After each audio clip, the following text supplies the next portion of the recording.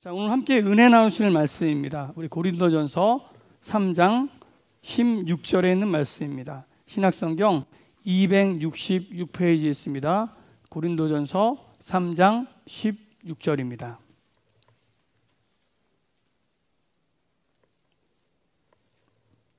봉독해 드리도록 하겠습니다. 너희는 너희가 하나님의 성전인 것과 하나님의 성령이 너희 안에 계시는 것을 알지 못하느냐. 아멘. 요즘 유난히 그 시간 여행에 관한 영화들이 굉장히 많잖아요. 그 중에서 특별히 이 인터스텔라는 그 타임 워프라고 하는 한국말로 번역하면 시간 왜곡이라고 할까요? 시간이 뒤틀려서, 시간이 왜곡되어서 그 과거와 현재 한 자리에 함께 할 수 없는 것들이, 그런 사람들이 동시대에, 동시간에, 동공간에 함께 이렇게 공존할 수 있게 되는 그런 그 신비로운 현상, 사실은 과학적이라고 얘기하지만 아직 현실 세상에서는 이루어지지 않는 공상과학 소설이나 영화에나 나올 법한 이 타임 워프에 대한 이야기입니다. 그런 영화들이 꽤 있죠. 인셉션이라는 영화도 그렇고요. 우리나라 영화 중에 정경호인가 그런 그 남자 배우가 주연을 맡았던 시간 이탈자라고 하는 영화도 있습니다. 요즘 우리 그 박다롱이, 우리 베델이 나온 스턴트맨 우리 다롱이가 출연하고 있는 Man from Mars라고 하는 그 드라마가 OCN에서 하고 있는데, 거기 우리 다롱이가 나옵니다. 그런데 얼굴 보기는 어렵습니다. 여러분, 뒤통수나 혹은 자동차에 쳐서 쓰러져서 피 흘리는 장면을 보시면 걔가 다롱입니다. 여러분 많이 응원해 주시길 부탁을 드리고, 이렇게 시간 여행에 관한, 특별히 이 타임 워프라고 하는 시간이 왜곡되고 시간 당겨짐 이런 현상에 대한 영화들이 꽤 있습니다. 참 이해가 쉽지가 않은데요.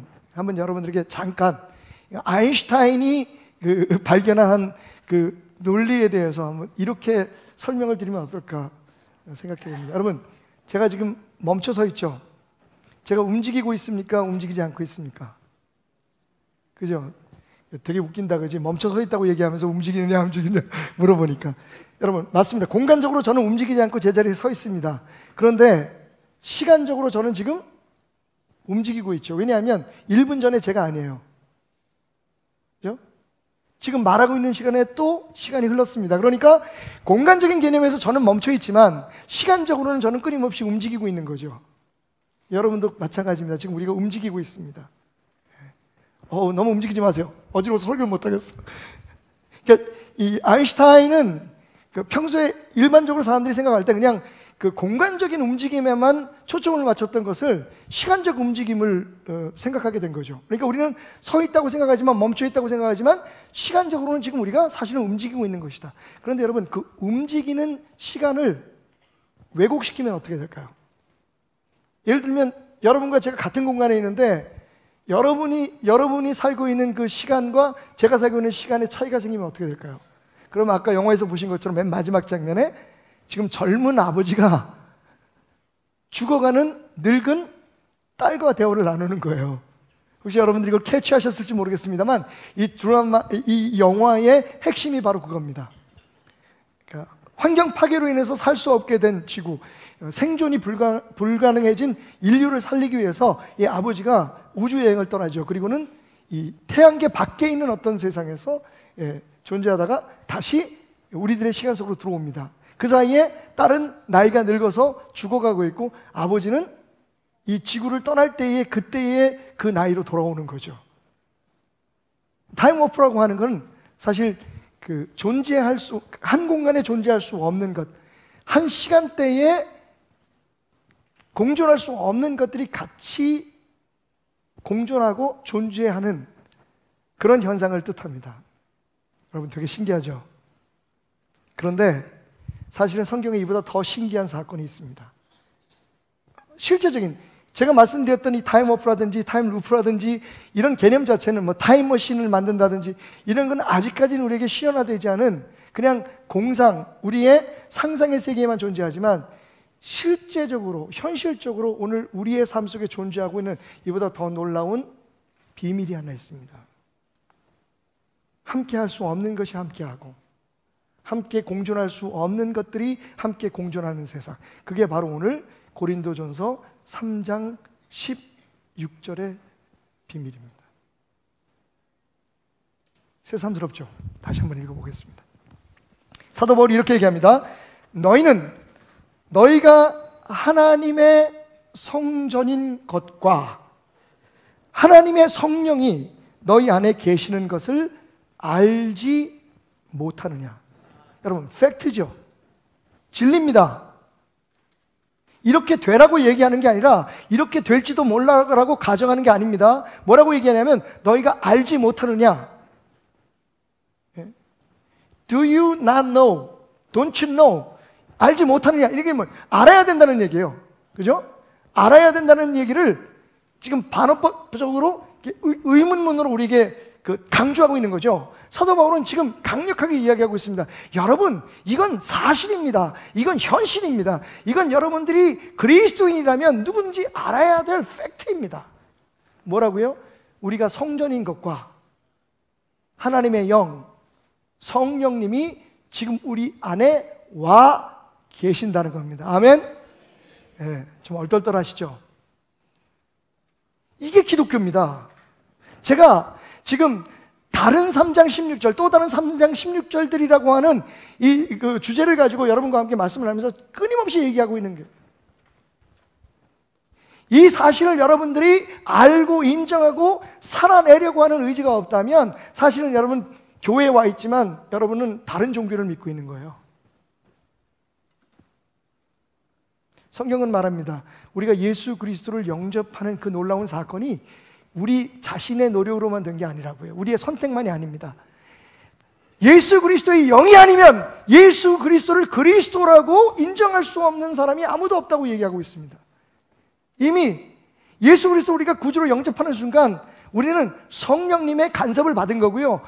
그리고 말씀하시기를 내가 너희 안에 너희가 내 안에 거하게 될 것이다. 여러분, 타임오프보다 더 신기하다는 게 바로 이런 거예요.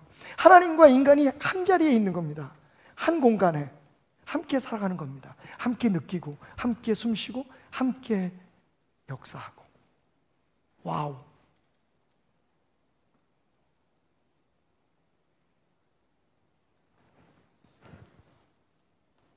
여러분 아십시오. 여러분 하나님의 성전입니다. 성전이 되려고 노력하는 게 아니에요. 이미 여러분은 성전입니다. 여러분이 정말로 예수 그리스도를 구주로 영접했다면 하나님께서 여러분 안에 와 계시는 겁니다. 여러분이 성전입니다. 이건 제 얘기가 아니라 바로 성경의 이야기입니다. 전지전능하시고 온 우주 만물을 창조하신 영원 속에 계신 그 하나님께서 지금 육신을 가진 유한한 우리 인간의 삶 속에 오셔서 우리의 부족하고 연약한 모든 것들을 함께 느끼시며 우리 안에 살아 계신다는 겁니다. 이게 신비가 아니고 무엇이겠습니까? 이게 기적이 아니고 무엇이겠습니까? 여러분, 기독교의 신앙은 거기서부터 시작입니다. 그런데 우리가 이것을 오해하고 있죠. 그래서 어떻게든지 저 멀리 계신 하나님을 만족시켜서 우리가 원하고 바라는 것을 이루려고 그분을 기쁘게 해드리는 종교라고 하는 형태를 스스로 선택합니다. 하나님은 이미 와 계신데 우리는 거룩해지려고 노력합니다. 이미 거룩해졌다고 성경은 말하고 있는데 물론 문제가 있습니다. 내 생각과 내 행동과 나의 모든 감정과 이런 것들이 도대체 거룩한 거하고는 좀 거리가 멀은 것 같아요. 그런데 여러분, 믿음은 감정이 아닙니다. 믿음은 지식이 아닙니다. 믿음은 하나님의 말씀을 있는 그대로 받아들이고 순종하는 것입니다. 그런데 성경이 말하기를 너희는 이미 거룩하여졌다. 할렐루야. 너희는 이미 하나님의 자녀가 되었다. 할렐루야. 너희 안에 하나님이 계신다. 성령님이 함께 하신다. 너희가 바로 성전이다. 할렐루야. 그것을 인정할 때에 우리가 거룩해질 수 있는 겁니다. 다시 말씀드립니다, 여러분. 또 한 번 반복해서 말씀드립니다. 우리가 믿어서 하나님이 계신 게 아니라 우리가 하나님이 계신 것을 믿는 겁니다. 우리가 거룩해지려고 해서 거룩해지는 게 아니라, 그래서 하나님을 기쁘게 해드리는 게 아니라 하나님께서 우리 안에 와 계시기 때문에 우리가 거룩해진 것입니다. 이것이 은혜고 이것이 복음입니다. 바로 그것이 구원입니다. 자, 그런데 여러분, 여기 주목해야 할 게 있어요. 여기서 하나님의 성전이라고 말하는 이 말을 헬라어 원문으로 보면 나우스테우라고 얘기해요. 나우스테우라고 하는 말은, 나우스라고 하는 말은 그냥 일반 성전을 얘기하는 게 아니라 여기 하나님의 성전이라고 얘기하고 우리가 번역을 한 것은 지성소를 뜻해요. 다시 말하면 하나님의 임재가 있는 곳, Holy of the Holies. 거룩한 성전 안에, 그 성전이 거룩하잖아요. 근데 그 거룩한 가운데 가장 거룩한 지성소, 시은소, 하나님이 임재하신 것. 성령님이 우리 안에 계시기 때문에 우리의 삶은 바로 sanctuary, 바로 Holy of the Holies, 거룩한 것 중에 거룩한 하나님의 임재가 있는 지성소가 되었다. 그게 바로 사도 바울의 주장입니다.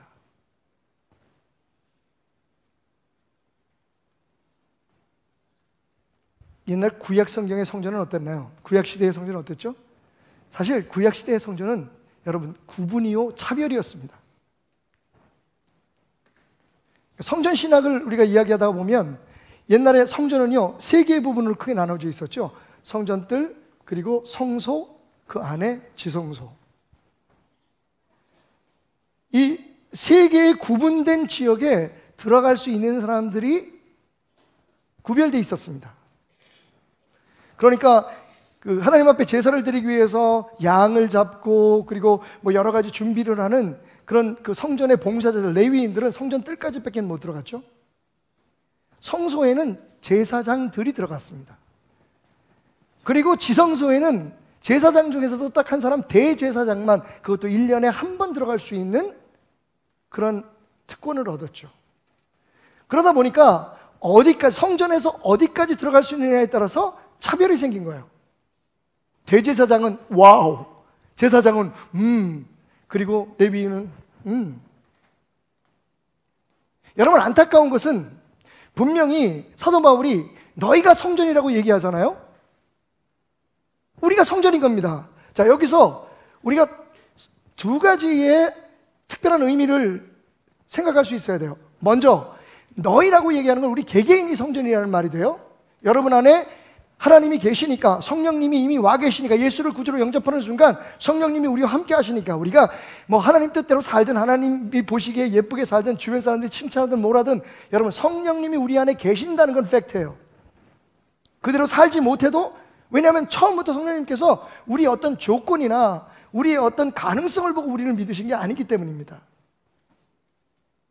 그러니까 개인적으로 성전이라는 말도 되고, 또 이 말씀은 그 컨텍스트 자체로 보면 그렇게 예수 그리스도를 영접한 사람들이 모인 이 모임이 곧 성전이라는 겁니다. 다시 말하면 교회의 공동체를 뜻하는 거죠. 그러니까 우리가 성전인 거예요. 내가 성전인과 동시에 우리가 성전임을 이야기하고 있는데, 자, 그런데 그 성전을 이 고린도 교회 사람들은 어떻게 생각했느냐? 옛날 구약에 있는 성전 개념으로 생각했다는 거예요. 그러니까 교회 안에도 계급이 있는 거예요. 물론 우리가 주어진 직분에 따라서 영적 질서를 유지하는 것은 중요합니다만, 마치 담임 목사만이 가질 수 있는 영적인 영역이 있고, 그리고 또 함께 일하는 목사님들과 장로님들, 어떤 재직들이 가질 수 있는 영역이 있고, 그리고 평신도들이 머무는 영역이 있고, 여러분 이것을 우리도 모르게 구분을 짓고 있다는 겁니다. 기억하십니까? 예수님이 십자가에 못 박혀 죽으실 때 제일 먼저 일어난 현상이 뭐였죠? 할렐루야, 지성소와 성소의 사이에 막이 찢어지는 거였어요. 그러니까 예수님 얼마나 답답하시겠어요. 예수님 찢어놨는데 우리는 계속 꼬매고 있는 거야.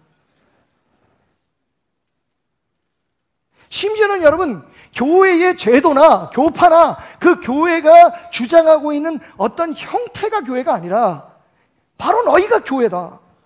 내가 머무는 너희의 삶이, 내가 함께하는 너희의 그 공동체가 성전이다. 나를 예배하고 나를 만나고 나와 함께 공존하는 그런 세상이다라고 말씀하시는데, 우리는요 그걸 구분합니다. 교회를 막 거룩하게 지키려고 하고, 여러분 교회가 거룩한 게 아니라 바로 그 교회에 거하시는 하나님이 거룩하신 거죠. 우리가 거룩한 게 아니라 우리 안에 계시는 성령님 때문에 거룩해진 것처럼, 거룩해졌다는 건 세상과 구별됐다는 뜻 아닙니까? 할렐루야. 여러분이 기적이신 거예요. 여러분이 교회인 거예요. 우리의 관계가 교회인 거예요. 이걸 지키려고 해야지 교회 건물을 지키려고 하거나 혹은 그 교회의 제도에 목을 매면 안 된다는 겁니다. 그것이 사도 바울이 고린도 교회에 주장하고 싶었던 거예요. 그리고 우리 개인적으로는 그 사실을 깨달을 때 놀라운 역사가 일어납니다. 자, 보세요. 그 거룩하시고 위대하신 하나님 여러분 안에 계십니다. 그럼 여러분은 어떤 사람일까요? 그것이 사도 바울이 얘기한 것처럼 질그릇에 보배를 담은 것과 같은 거예요. 예수님을 알지 못할 때 우리는 다 각기 다른 사람이었어요. 그런데 예수님이 우리 안에 오시고 성령님이 우리 안에 오심으로부터 우리는 무조건 존귀한 하나님의 자녀가 되었습니다. 하나님의 성전이 되었어요. 사람들이 우리를 보고 우리를 칭찬하는 것이 아니라 우리 안에 계신 성령님, 그 하나님 때문에 우리를 존귀하고 보배롭게 여겨야 한다는 것이, 그것이 기독교의 신앙입니다. 그래서 초대교회를 보십시오, 여러분. 우리나라에 처음 기독교가 들어왔을 때의 모습을 보십시오. 그래서 사회에서 용납을 못했잖아요. 예? 양반과 상민이 한 자리에 있는 거예요. 그 집의 노예와 주인이 서로 형제님, 자매님하고 부르는 거예요. 이런 개판이 어디 있습니까, 여러분? 그런데 그게 가능해요. 왜? 예수님이 오시고 성령님을 우리의 삶 속에 모셔서 성전이 되고부터 우리는요, 우리의 신분, 세상에서의 우리의 어떤 조건과 관계없이 형제가 된 거예요. 자매가 된 거예요. 우리 거꾸로 가지 맙시다, 여러분. 예. 우리가 굳이 시간 여행을 할 필요 없을 것 같아요.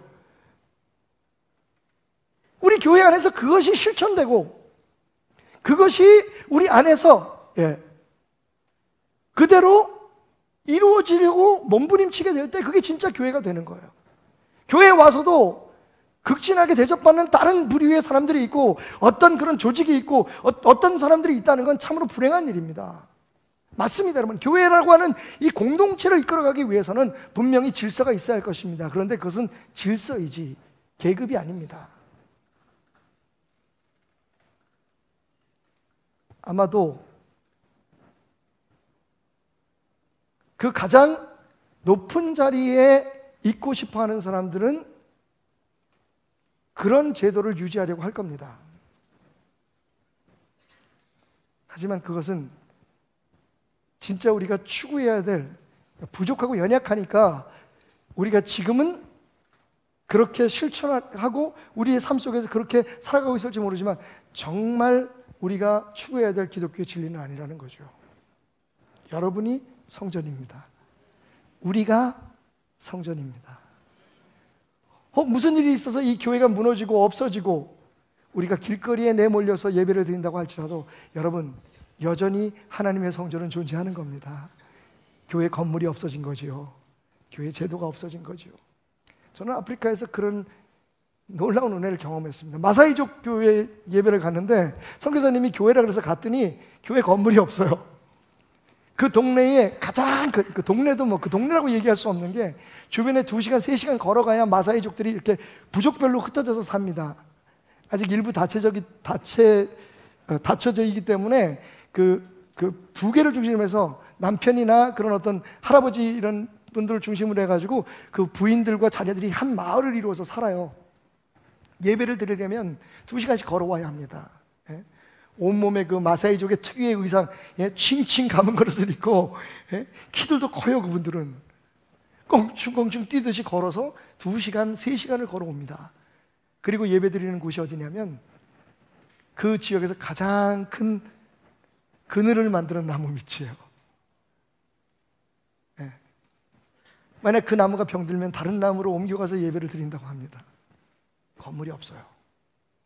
거긴 조직도 없습니다. 저는 거기서 그들과 함께 뛰고 춤을 추고 찬양을 하면서 하나님을 만났어요. 그 은혜에 빠졌습니다. 그 교회는 예산도 없어요. 그 교회는 무슨 1년 무슨 행사 계획도 없어요. 계속 그러면 곤란하겠죠. 근데 너무 좋았어요.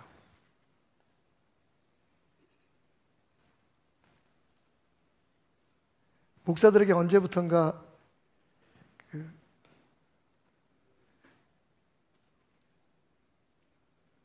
하나의 특별한 생각, 주장이 생겼죠. 그게 뭐냐면 어떤 교회가 제일 은혜스럽습니까? 우리 교회만 아니면 은혜스럽습니다.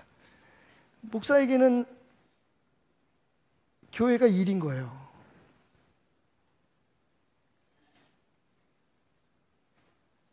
아마 그 얘기는 대부분의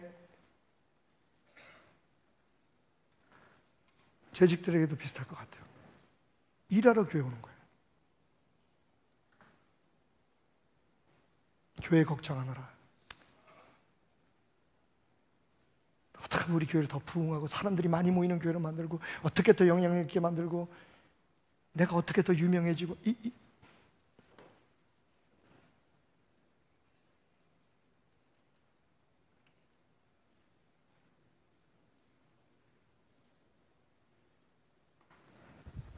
여러분,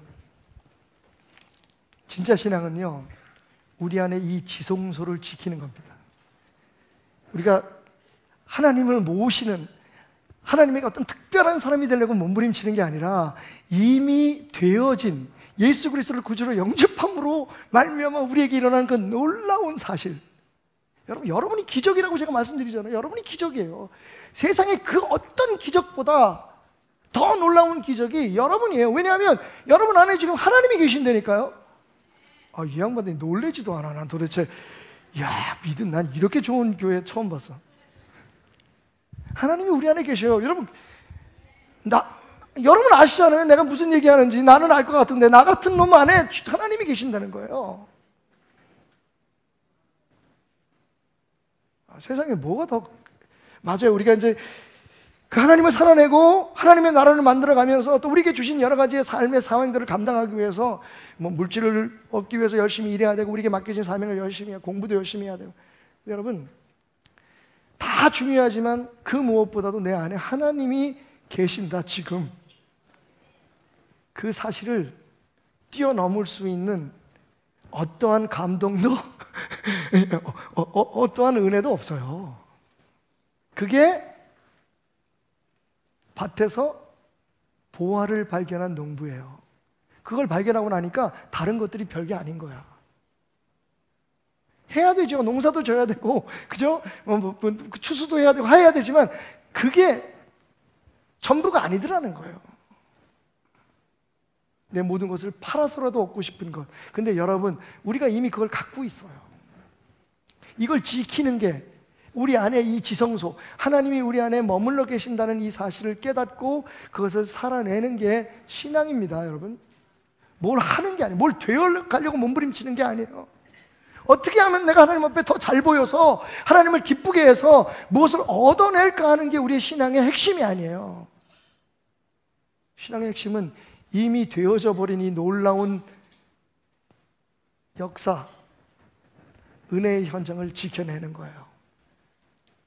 성경은 우리에게 크게 세 가지를 요청하고 있습니다. 3장 17절 보니까 누구든지 하나님의 성전을 더럽히면 하나님이 그 사람을 멸하시려니와 하나님의 성전을 거룩하니 너희도 그러하니라. 제가 지금까지 설명했던 모든 말씀이 이 한 구절에 담겨 있죠. 하나님의 성전을 지키는 거예요.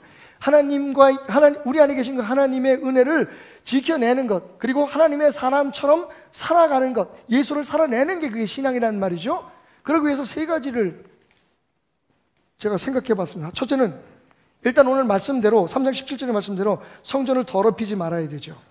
성전을 파괴하지 말아야 됩니다. 성전이 파괴하면 우리 인생이 파괴되는 겁니다. 하나님 말씀이잖아요. 누구든지 하나님의 성전을 더럽히면 하나님이 그 사람을 멸하시리라. 우리가 멸망하는 이유는, 우리의 삶이 무너지는 이유는 하나님의 성전인 우리의 삶을 우리 스스로 더럽히기 때문이에요. 고린도전서 6장 1절부터 20절까지의 말씀을 보면, 너희 중에 누가 다른 이와 더불어 다툼이 있는데 구태여 불의한 자들 앞에서 고발하고 성도 앞에 사지 아니하느냐. 자, 사도 바울은 성전을 지키는 일을 위해서 이것을 얘기합니다. 교회의 일을 가지고 세상 법정에 송사하지 마라. 부끄러운 일이다. 세상 법에 저촉되는 건 세상 법에 호소하는 게 맞겠죠. 하지만 적어도 교회의 일, 다시 말씀드리지만 여러분, 교회 건물 아닙니다. 제도 아닙니다. 우리 공동체에 하나님이 함께 하심으로 성별된 이 아름다운 공동체의 문제들을 가지고 세상 법정에서 판단받는 어리석은 짓을 하지 마라. 성전을 지키기 위한 조언입니다. 또 계속되는 말씀 속에 무슨 말씀이 있냐면, 너희는 불의를 행하고 속이는구나. 그는 너희 형제로다. 불의한 자가 하나님의 나라를 유업으로 받지 못할 줄 알지 못하느냐. 미혹을 받지 말라. 음행하는 자나 우상 숭배하는 자나 간음하는 자나 탐색하는 자나 남색하는 자나 도적이나 탐욕을 부리는 자나 술 취하는 자나 모욕하는 자나 속여서 빼앗는 자들은 하나님의 나라를 유업을 받지 못하리라. 여러분, 하나님 앞에 우리가 잘 보이고, 그죠? 더 좋은 그리스도인이 되기 위해서 우리가 도덕적으로 윤리적으로 이런 죄를 범하지 말아야 되는 게 아니라 이미 주님께서, 하나님께서 여러분에 와 계시기 때문에 그렇게 살면 안 되는 겁니다.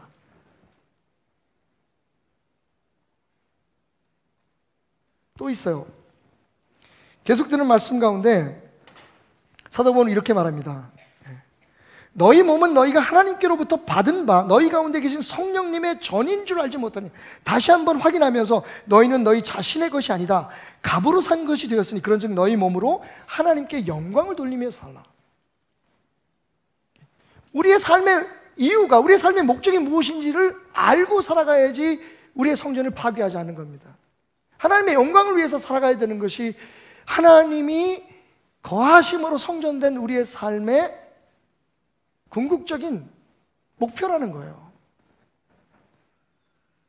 그러니까 개인적으로도 권면하고 공동체적으로도 권면하고, 물론 더 많은 권면들이 이어지고 있습니다만 한마디로 말하면 이겁니다. 너희가 하나님을 모시고 살아가고 있는, 하나님을 예배하는 성전이다. 지성소라는 것을 잊지 말고 지성소답게 세상 앞에서 살아가라는 겁니다.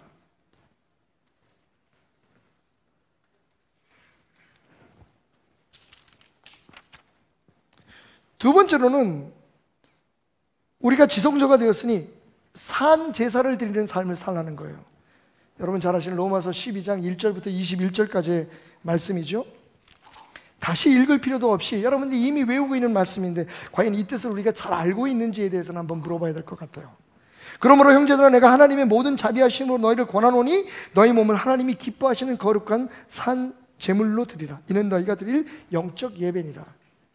너희는 이 세대를 본받지 말고 오직 마음을 새롭게 함으로 변화를 받아 하나님의 선하시고 기뻐하시고 온전하신 뜻이 무엇인지를 분별하도록 하라. 여러분, 이미 우리 안에 하나님이 계시잖아요. 그냥 계시는 것도 아니고 로마서 8장에 보면 우리를 위해서 성령님께서 말할 수 없는 탄식으로 기도하신다면, 우리가 깨닫지 못할 때, 우리가 무엇을 기도해야 될지 모를 때 성령님께서 우리를 대신해서 탄식하며 기도하신다 그랬어요. 하나님은 그냥 계시는 게 아니라 우리의 삶에 적극적이고 직접적인 영향을 미치면서, 그래서 여러분, 만약 여러분들이 성전인 것을 알고 여러분 안에 성령님이 살아계시는 걸 안다면, 우리 교회 공동체 안에 하나님이 계신 것을 우리가 안다면요, 그분의 뜻, 그분의 명령, 그분이 원하시는 선한 계획을 우리가 알고 순종해 가는 것이 하나님 앞에 드리는 산 제사인 거예요. 우리를 드리는 거예요, 제물로.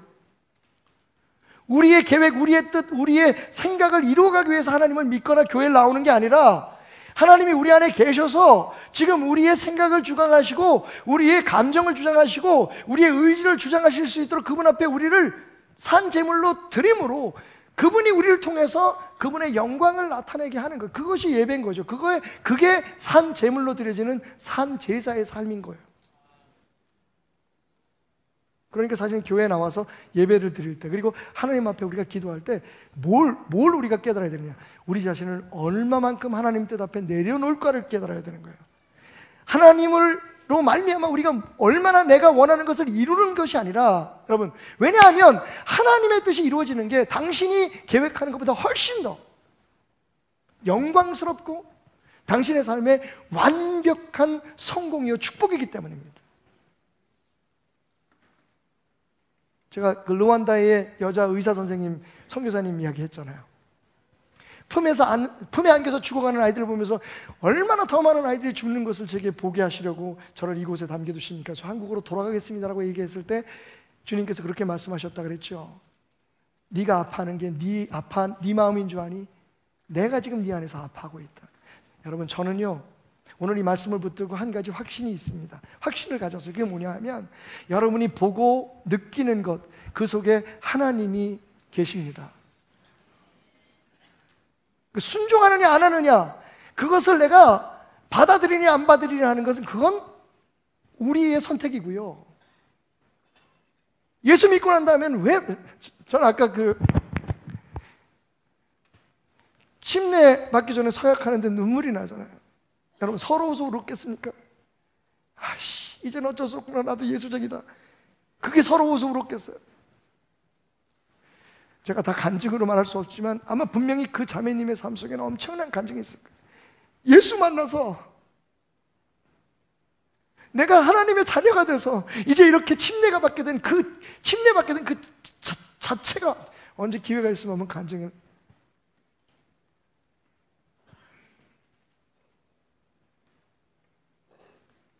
제가 보는 게, 제가 느끼는 게 맞습니다. 제가 육신 가운데 있는 동안에는 제 생각도 있고 제 의지도 있겠지만, 여러분, 주님께서 지금 나로 하여금 내 안에서 보게 하시고 듣게 하시고 느끼게 하시는 것, 저는 그게 분명히 있는 걸 압니다. 거기에 순종하는 거예요. 그러려면 어떻게 해야 돼요? 내 욕심을 내려놔야죠. 내 계획을 사실은 포기할 수 있을 때 포기할 수도 있어야 되는 겁니다.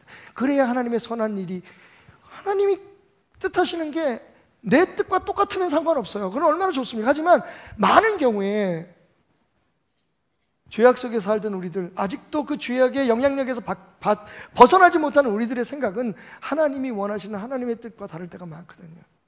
거기 얘기 나와요. 이런 거죠. 로마서 12장 14절, 너희를 박해하는 자를 축복하라. 축복하고 저주하지 말라. 이게 가능합니까? 인간의 마음으로? 하나님이 그렇게 우리에게 느끼게 하시는. 근데 저 그런 경험했어요. 제게 뭐 그렇게 저를 박해하거나 저를 고통 주사는 게 많지 않지만,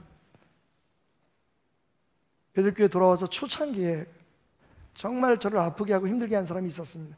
물론 제가 부족해서 그랬지만,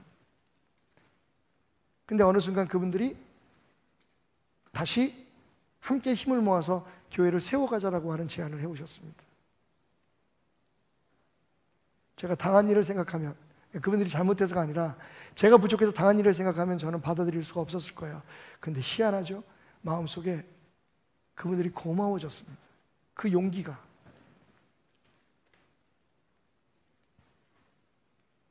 주변에 있는 사람들이 그랬습니다. 아, 목사님, 한 번 문제 일으킨 사람은 또 일으켜. 그랬어요. 그러면 저보고 목회를 하라는 겁니까? 말라는 겁니까? 저는 오늘 이 자리에 경영자로 온 게 아니라 목회자로 왔습니다.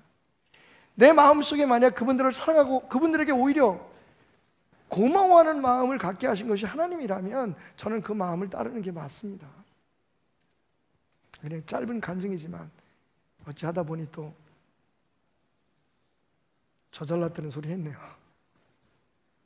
여러분의 마음속에 하나님이 지금 역사하고 계세요. 그걸 받아들이는 게 재물 아닙니까? 이삭이 그 젊은 나이에 늙은 아버지의 손에 자기의 모든 생명을 맡겼던 것처럼, 예수님이 십자가 위에서 나 이 쓴 잔 먹고 싶지 않습니다 하지만 당신의 뜻대로 이루소서 아버지의 뜻을 받아들였던 것처럼, 오늘도 여러분의 마음속에 느끼고 깨닫게 하시는 하나님의 그 뜻대로 살아가는 것, 그게 산제사거든요. 하나님 앞에 뭘 특별한 행동을 하는 게 산제사가 아니라 하나님이 역사하시는 대로 우리 자신을 드릴 수 있는 것. 마지막 세 번째로는 믿음으로 우리 안에 계신 그 그리스도가, 그 성령님이 우리 안에 거하실 수 있도록 하는 겁니다. 여러분, 많은 사람들이 묻습니다. 목사님, 예수님이 우리 안에 거하신다면서요? 그러면 예수님이 거하게 하는 방법이 뭘까요? 거기에 대해서 에베소서 3장에서 사도 바울은 이렇게 얘기합니다. 17절 믿음으로 말미암아 그리스도께서 너희 마음에 계시게 하시옵고. 아멘. 여러분, 이게 답이죠. 그리스도가 우리 안에 계시게 하려면 어떻게 해야 됩니까? 믿으면 됩니다. 믿음으로 말미암아 그리스도가 우리 안에 계신 거예요. 이해하기가 쉽지 않죠? 그래서 제가 고민하다가 제 삶 속에 있었던 이런 이야기 하나를 생각했어요. 어떤 젊은 집사님이 저한테 와서 그럽니다. 웃으면서, 목사님하고 친해지려면 어떻게 하면 돼요? 저도 성도들하고 굉장히 친해지고 싶은데 성도들이 저하고 친해지는 게 어려운가 봐요. 제가 말씀드리지만 이렇게 식사하면 연세 드신 권사님도 아들 같잖아요. 제가 진짜 아들, 저희 어머님 연세뻘 드시는 분들도 제 옆에 안 앉으시려 그래. 재수가 없나 봐. 친해지려면 어떻게 하면 될까요? 일단 한번 밥 한번 사줘 보세요. 근데 그래도 안 친해져요. 분명히 맞습니다. 저하고 어디 캠핑 가서 하룻밤 같은 텐트 안에서 밤새도록 이야기하면서 주무셔 보세요. 여러분, 친해질까요? 친해질 수 있어요. 딱 한 가지 조건. 그래서 제가 고민했어요. 뭐라고 대답해야 될지. 노력 한번 해봐. 나는 항상 열려 있는데 뭐. 근데 그리고 나서 제가 생각해 보니까 저하고 친해질 수 있는 방법이 있어요. 관심 있으시면 들어주십시오, 여러분. 돈 안 들어요. 저하고 친하다고 생각하는 사람이 저하고 친해질 수 있어요. 뭔 말인지 아시겠어요? 제가 매일매일 만나는 우리 목사님들, 우리 주변의 사람들, 매일 만난다고 친할까요? 친한 사람도 있고 친하지 않은 사람도 있어요. 어떤 사람이 친할까요? 본인이 나하고 친하다고 생각하는 사람은 나하고 친해. 왜냐면 행동하는 게 달라요. 말하는 것도 편하고 행동하는 것도 편하고. 근데 매일 얼굴 만나고 근데 기회만 되면 피하려고 그래. 나하고 안 친한 거야. 나하고 매일 밥을 같이 먹어도 나하고 안 친한 거야. 왜? 마음속에서 친하다고 생각하지 않으면 안 친한 거예요. 시간을 아무리 많이 같이 보내도 저한테 맛있는 걸 사주시고 뭐 언제까지 하는지 한번 해보세요. 절대로 안 친해지더라고요. 예? 정말 교회를 함께, 우리 교회 공동체를 함께 세워가는 우리 장로님들하고도 마찬가지예요. 되게 친한 것 같죠? 안 친해요, 우리 장로님들하고. 장로님들이 저를 친하게 안 생각해요. 그런데 뭐 그게 나쁘다 좋은 얘기하는 게 말씀드리는 게 아니에요. 우리가 아직까지도 가지고 있는 교회의 어떤 그 대한 우리 나름대로의 생각이 굉장히 담임 목사는 좀 먼 것 같고, 그죠? 근데 진짜 기분 나쁜 건 다른 목사님들하고는 되게 재밌게 잘 놀아. 나만 매일 왕따야, 씨. 그게 다 어디서 와요, 여러분? 마음에서 옵니다. 바로 그거예요. 믿음으로 그리스도가 너희 안에 있게 하라. 여러분 안에 예수님이 계시다는 것을 여러분이 느끼고 알고 그렇게 믿으면 예수님 계신 거예요. 솔직히 말해서 우리가 그렇게 생각한다고 계시고 생각하지 않는다고 안 계신 건 아닌데 그렇게 느끼고 살아가는 게 중요하다는 거예요. 그래서 제가 한마디로 여러분에게 부족하지만 정의를 드렸잖아요. 하나님과 동행하는 방법이 뭐냐? 예수님과 동행한다는 게 도대체 뭐냐? 여러분 뭐예요 그게? 예수님 많이 생각하는 거예요. 그분이 지금 나와 함께 있다고 하는 이 사실을 여러분들이 많이 인정하는 거예요. 그러면 예수님 여러분 안에 계시는 거예요. 안 그래도 여러분 안에 계시겠지만 이제 아시겠어요 여러분? 박태남 목사하고 친해지는 방법은 여러분이 박태남 목사하고 친해질 수 있다고 믿고 그냥 친하다고 생각하시면 돼요. 그리고 거기서 편안하게 말 거시면 저도 친하게 느껴지는 거예요. 지금 저 멀리 다른 지방에 사시고 외국에 사시는 분들하고도 친한 사람들 많아요. 어떻게 친할까요? 그분들이 나를 친하게 생각해요. 그래서 1년 만에 만났는데도 막 편안하게 얘기해. 친한 거예요. 매주일마다 만났는데도 피해 다녀. 안 쳐는 거예요. 예수님도 마찬가지예요. 팩트라고 말씀드렸잖아요. 요한복음 3장 16절이 진리이듯이 고린도전서 3장 16절도 진리예요. 진리에 따른 옵션이 아닙니다, 여러분. 이게 선택이 아니에요. 우리가 예수 그리스도의 그 놀라운 사랑으로, 하나님의 크신 사랑으로 구원받았잖아요. 하나님의 자녀 되셨잖아요. 그러면 여러분이 성전인 거예요. 여러분 자신이 성전이고 우리가 모인 이곳이 성전인 거예요. 거기서부터 우리의 능력, 세상 앞에서 우리의 당당함이 시작되는 거예요. 하나님이 우리 안에 계신데 까불고 있어. 하나님이 우리 안에 계신데 악한 마귀 사탄이 어떻게 우리를 건드릴 겁니까? 우리가 자꾸만 그것을 멀리 느끼고 그 사실을 잊고 살아가니까 그렇게 되는 겁니다. 여러분, 성전을 지키십시오. 우리 교회 공동체를 지키십시오. 예? 내가 좀 손해보더라도 내 주장보다 더 중요한 건 교회 공동체의 안녕입니다. 우리 안에서 해결할 수 없거든 양보하면 돼요. 그걸 가지고 세상의 법정에 가서 싸움하고 어리석은 짓입니다. 하나님 영광 가리는 거죠. 여러분, 우리는 우리의 의를 지키고 나타내서 내가 의롭다고 주장하는 것이 좋은 신앙이라고 생각하지만 아닙니다. 교회를 지키는 게 좋은 신앙입니다. 제가 미리 실수할 때를 대비해서 여러분에게 말씀드리는 겁니다.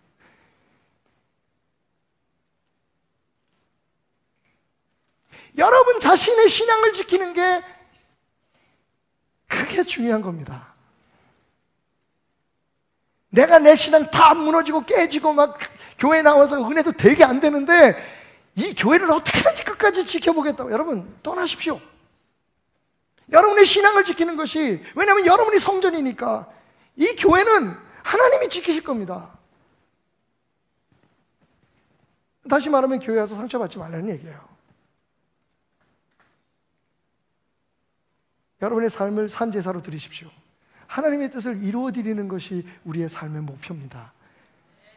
하나님의 능력을 믿어서 우리의 꿈을 이루는 게 아니라 우리 한 사람을 이 세상에 보내실 때에 하나님께서 가지셨던 그 목적을 이루어 드릴 수 있도록 우리 자신을 자꾸만 주님의 도구로 드리는 게 신앙이고, 그게 산제사예요. 그리고 주님이 여러분의 안에 계신다는 것을 즐기십시오. 가능하면 많이 주님을 생각하십시오. 기도도 말씀도 궁극적으로 주님이 나와 함께 하는 것을 느끼게 하고 깨닫게 할 만큼 해야지 그게 주님과 친하고 동행하는 삶이 되는 겁니다. 비법을 배우고 방법을 배우려고 하지 말고 주님과 동행하는 것, 다시 요한복음 15장 그분께 붙어있는 것이 우리에게 주어진 유일한 명령이라는 걸 기억하십시오. 어떤 목사님이 이런 기도를 드렸대요. 하나님, 작금의 한국교회가 참 걱정이 됩니다. 교회 숫자도 이렇게 많고 그리스도인도 이렇게 많은데 왜 우리가 세상을 변화시킬 능력이 없는 걸까요? 그래서 예수님께서 이렇게 말씀하셨습니다. 아무개 목사야, 그 사람들이 교회만 너무 열심히 다녀서 그래. 교회를 너무 열심히 다녀서 그래. 아니, 하나님은 교회 열심히 다녀야지 그리스도인 아닙니까? 그랬더니 하나님께서, 그러니까 그렇게 느끼셨다는 거죠. 혀를 끌끌 차시면서 말씀하셨답니다. 넌 처음부터 다시 공부해야겠구나. 너는 마치 요한복음 3장 16절은 알고 있으면서 고린도전서 3장 16절은 모르는 사람처럼 이야기하는구나.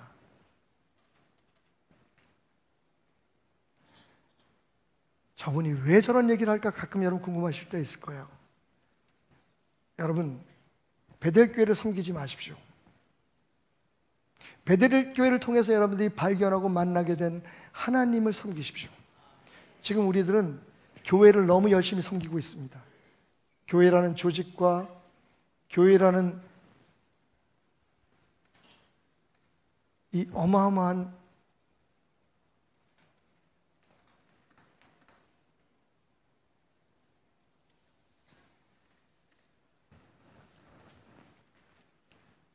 여러분, 우리는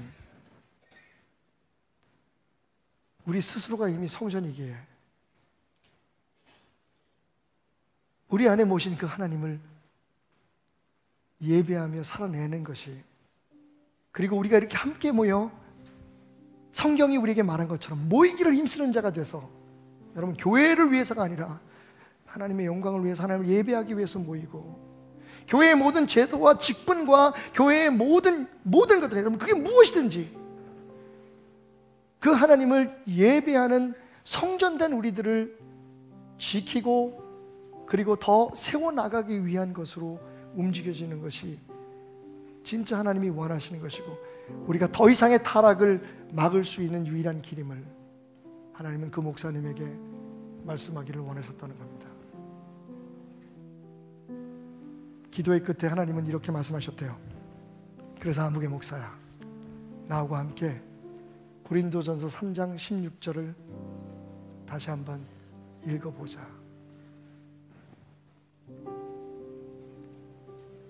너희는 너희가 하나님의 성전인 것과 하나님의 성령이 너희 안에 계시는 것을 알지 못하느냐. 여러분 어깨 피세요. 여러분은 하나님이 계십니다. 예. 하나님 찾아다니지 마세요. 하나님 이미 여러분 안에 계십니다. 그분과 기쁨의 교제를 나누시고 그분이 여러분을 통해서 상상할 수 없는 역사를 이루실 수 있도록 여러분 자신을 드리는 삶을 사십시오. 주의 임재가 여러분의 평생에 여러분과 함께 하시기를 주님의 이름으로 축원합니다.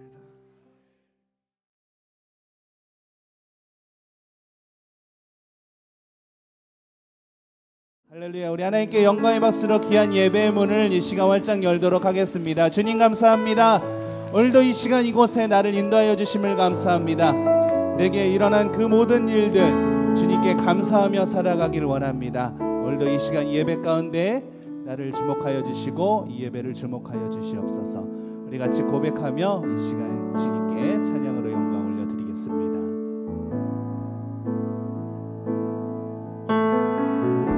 내게 일어난 모든 일들 내게 일어난 모든 일들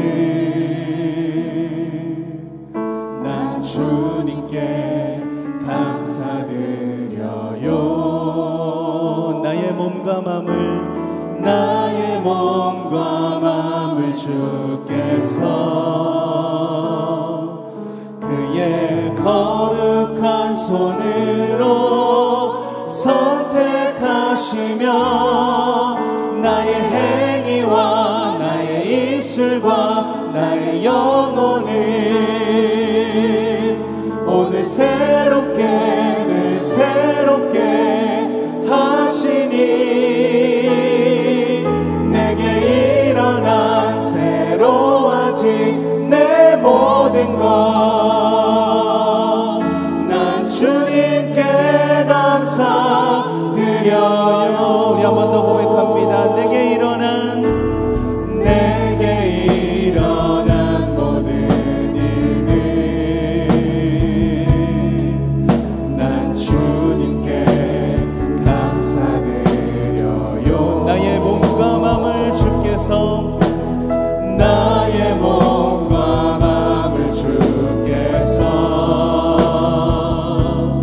그의 거룩한 손으로 선택하시며 나의 행위와 나의 입술과 나의 영혼을 오늘 새롭게 늘 새롭게 하시니 내게 일어난 새로워진 내 모든 것 난 주님께 감사드려요. 내게 일어난 모든 일들 내게 일어난 모든 일들 난 주님께 감사드려요. 작고 작은 나를 쓰시고 작고 작은 나를 쓰시고 그의 사랑으로 나를 감싸주시며 사랑으로 나를 감싸준 나의 행위와 나의 입술과 나의 영혼을 오늘 새롭게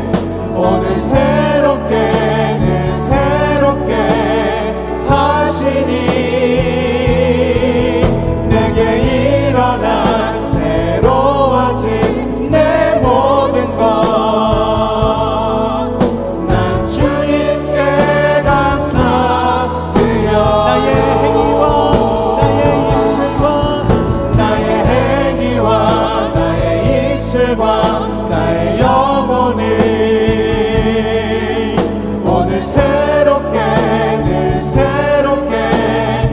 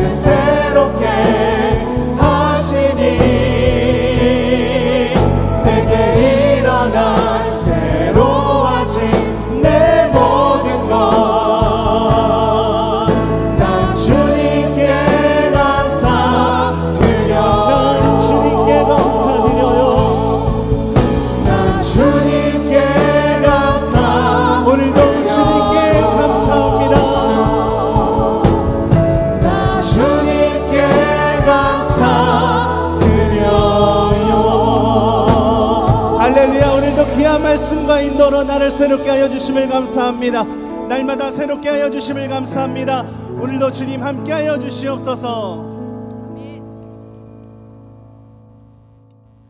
언제나 항상 내게 일어난 그 모든 일들이 주님께 감사하는 일들이 되기를 원합니다. 오늘도 귀한 믿음으로 주님께 나아가기를 원합니다. 기쁜 마음으로 박수치면서 주님의 이름을 높여 찬양하겠습니다. 우리 다 같이 일어나서 하나님께 박수치며 이 시간 영광 올려드리도록 하겠습니다.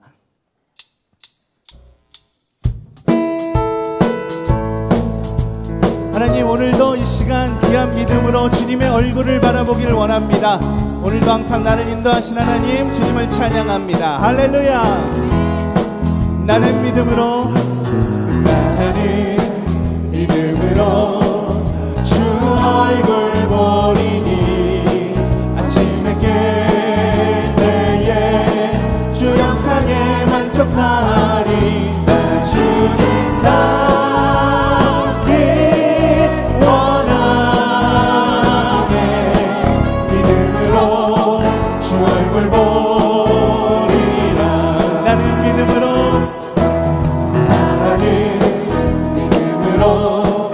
주 얼굴 보리니 아침에 깰 때에 주 영상에 만족하리. 나 주님 닮기 원하네. 믿음으로 주 얼굴 보리니. 한번 더 고백할까요? 나는 믿음으로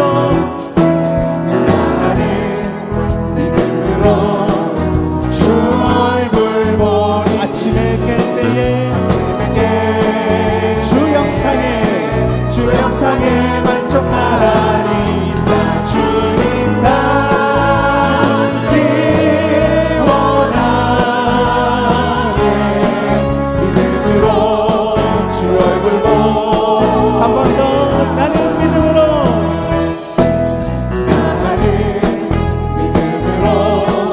주 얼굴 보리니 아침에 깨 그 형상에 만족합니다. 영상에 만족하리. 나 주님 닮기 원하네. 믿음으로 주 얼굴 오늘도 나 주님 닮기 원하네. 나 주님 닮기 원하네. 믿음으로 주 얼굴 우리 한 번 더 고백합니다. 나 주님 닮기 원하네. 나 주님 닮기 원하네. 믿음으로 이 모든 고백이 나의 간증이 되기를 원합니다. 이것이 나의 간증이요. 이것이 나의 찬송일세. 나 사는 동안 끊임없이 구주를 찬송하리라. 이것이 나의 간증이요. 이것이 나의 간증이요. 이것이 나의 찬송일세. 나 사는 동안 끊임없이 구주를 찬송하리. 예수를 나의 구주 삼고 예수를 나의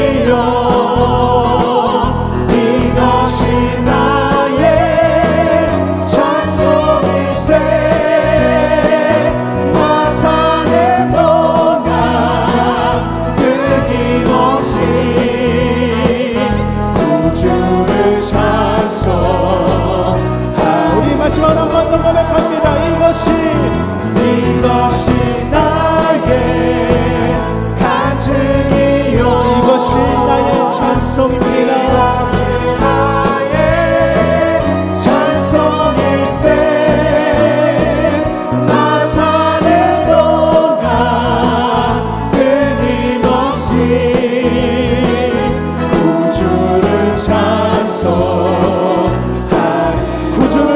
찬송하리로다. 구주를 찬송하리로다. 한 번 더 구주를 찬송. 구주를 찬송하리로다.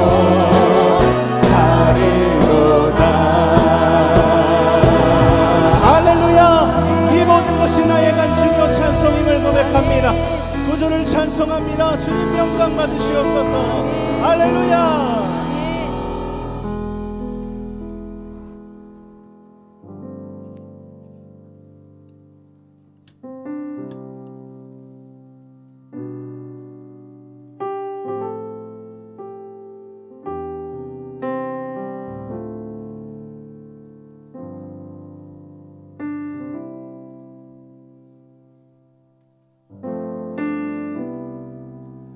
오늘 이 시간 주님과 함께한 모든 일들이 나의 삶 가운데 간증이 되고 찬송이 되는 귀한 은혜가 있기를 원합니다. 언제나 항상 주님께서 나를 위하여 일하시는 그 은혜를 감사하며 오늘도 귀한 예배 가운데 나가기를 원합니다. 우리 지난번에 담임 목사님과 함께 불렀던 찬양입니다. 아마 귀에 익숙하실 수도 있는 분들도 계시고 생소하신 분들도 계실 텐데 우리 같이 가사의 의미를 한번 묵상하면서 같이 하나님께 이 시간 찬양하겠습니다. 날이 저물어갈 때 날이 저물어갈 때 빈들에서 걸을 때 그때가 하나님의 때 내 힘으로 안 될 때 빈손으로 걸을 때 내가 고백해 여호와 이래 주가 일하시네 주가 일하시네 주가 일하시네 주께 아끼지 않는 자에게 주가 일하시네 주가 일하시네 신뢰하며 얻는 자에게 날이 저물어갈 때 날이 저물어갈 때 빈들에서 걸을 때 그때가 하나님의 때 내 힘으로 안 될 때 내 힘으로 안 될 때 빈손으로 걸을 때 내가 고백해 여호와 우리 한 번 더 고백하겠습니다. 날이 저물어갈 때 날이 저물어갈 때 빈들에서 걸을 때 그때가 하나님의 때 내 힘으로 안 될 때 빈손으로 걸을 때 내가 고백해 여호와 우리 한 번 더 고백합니다. 우리 모인 이곳에 주님 함께 우리 모인 이곳에 주님 함께 계시네 누리네 아버지 은혜 적은 떡과 물고기 적은 떡과 물고기 내 모든 것 드릴 때 모두 고백해 여호와 이래 주가 일하시네 주가 일하시네 주가 일하시네 주께 아끼지 않는 자에게 주가 일하시네 주가 일하시네 신뢰하며 걷는 자에게 주가 일하시네 주가 일하시네 주가 일하시네 주께 아끼지 않는 자에게 주가 일하시네 주가 일하시네 신뢰하며 걷는 자에게 주가 일하시네 주가 일하시네 주가 일하시네 주께 아끼지 않는 자에게 주가 일하시네 주가 일하시네 신뢰하며 걷는 자 우리 마지막으로 한 번 더 찬양합니다. 주가 일하시네 주가 일하시네 주가 일하시네 주께 아끼지 않는 자에게 주가 일하시네 주가 일하시네 신뢰하며 걷는 자에게 예수의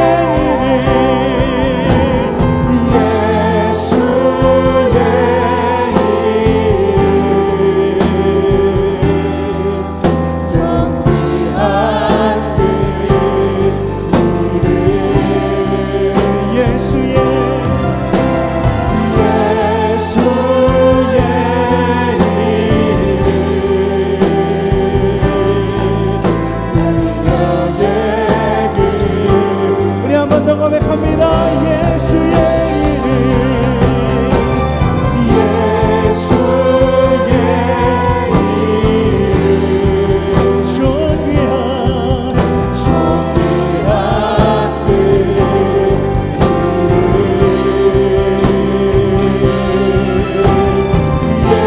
예수의 이름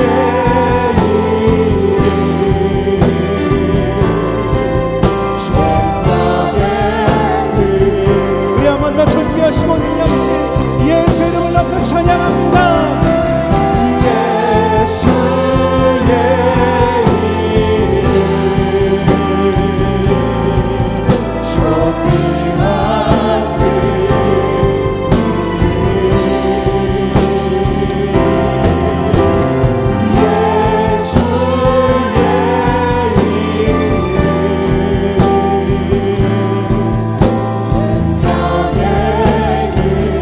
우리 마지막으로 우리의 목소리로만 찬양합니다. 예수의 이름 예수의 이름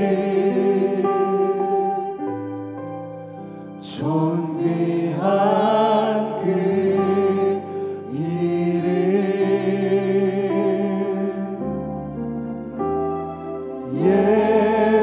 예수의 이름 능력의 그 이름 할렐루야. 주님께 박수로 영광 올려드리며 오늘도 이 예배 가운데 함께 하실 주님의 이름을 높여 찬양합니다. 우리의 마음의 문을 열어 주님 모시길 원합니다. 주님 함께하여 주시옵소서. 할렐루야.